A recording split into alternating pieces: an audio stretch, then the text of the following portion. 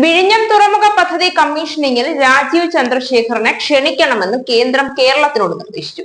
പ്രതിപക്ഷ നേതാവ് VD സതീശനെ ക്ഷണിക്കണമെന്ന ആവശ്യം കേന്ദ്ര സർക്കാരിന് മുന്നിൽ വെച്ചത് പിണറായി സർക്കാരാണ്. എന്നാൽ അതേസമയം BJP സംസ്ഥാന അധ്യക്ഷനും കേന്ദ്രമന്ത്രിയുമായിരുന്ന രാജീവ് ചന്ദ്രശേഖറിനെ ചടങ്ങിലേക്ക് ക്ഷണം നൽകണമെന്ന് കേന്ദ്രം കേരളത്തിനോട് നിർദ്ദേശിക്കുകയായിരുന്നു. എന്നാൽ വേദിയിൽ ആരൊക്കെ ഇരിക്കണമെന്ന കാര്യത്തിൽ അന്തിമ തീരുമാനം കൈക്കൊള്ളുന്നത് കേന്ദ്ര സർക്കാർ മാത്രമായിരിക്കുമെന്ന് തുറമുഖ വകുപ്പ് മന്ത്രി വാസവൻ പറഞ്ഞു. വിഴിഞ്ഞം തുറമുഖ കമ്മീഷനിങ്ങുമായി ബന്ധപ്പെട്ട് അനവധി ചർച്ചകളും വിവാദങ്ങളുമാണ് കേരളത്തിൽ നടക്കുന്നത്. കഴിഞ്ഞ ദിവസം പ്രതിപക്ഷ നേതാവിനെ ക്ഷണിച്ചില്ല എന്നുള്ള ആരോപണങ്ങൾ കോൺഗ്രസ് ഭാഗത്തു നിന്ന് അതിശക്തമായി ഉണ്ടായിരുന്നു. പിന്നാലെ ഉച്ചയോടുകൂടി പ്രതിപക്ഷ നേതാവിന് VD സതീശന് ക്ഷണമറിയിച്ചുകൊണ്ടുള്ള കത്ത് ലഭിച്ചു. എന്നാൽ ക്ഷണിച്ചത് ശരിയായ രീതിയിലല്ല എന്ന് ആരോപിച്ചുകൊണ്ടും പിണറായി സർക്കാരിന്റെ 4ാം വാർഷികത്തോടനുബന്ധിച്ച് നടത്തുന്ന പരിപാടി എന്ന നിലയിലും ഇതിൽ പങ്കെടുക്കില്ല എന്ന് പ്രതിപക്ഷ നേതാവ് ശക്തമായി വാദിച്ചു.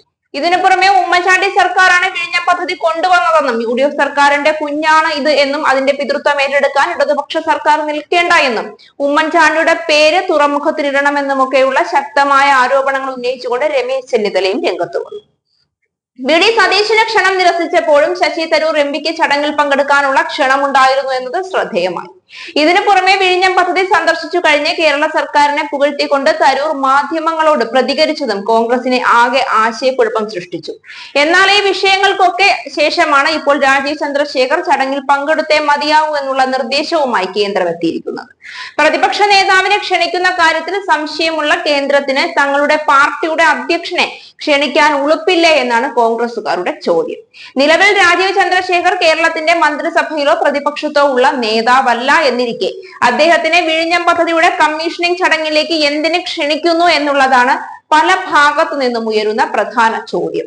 എന്നാൽ കേന്ദ്ര സർക്കാരിന്റെ പദ്ധതിയാണ് വിഴിഞ്ഞം തുറമുഖ പദ്ധതി എന്നുള്ളത് കൊണ്ട് തന്നെ അതിന്റെ കാര്യങ്ങളെല്ലാം തീരുമാനമെടുക്കുന്നത് കേന്ദ്ര സർക്കാർ തന്നെ ആയിരിക്കുമെന്ന് നേരത്തെ കേരളം അറിയിച്ചിരുന്നു.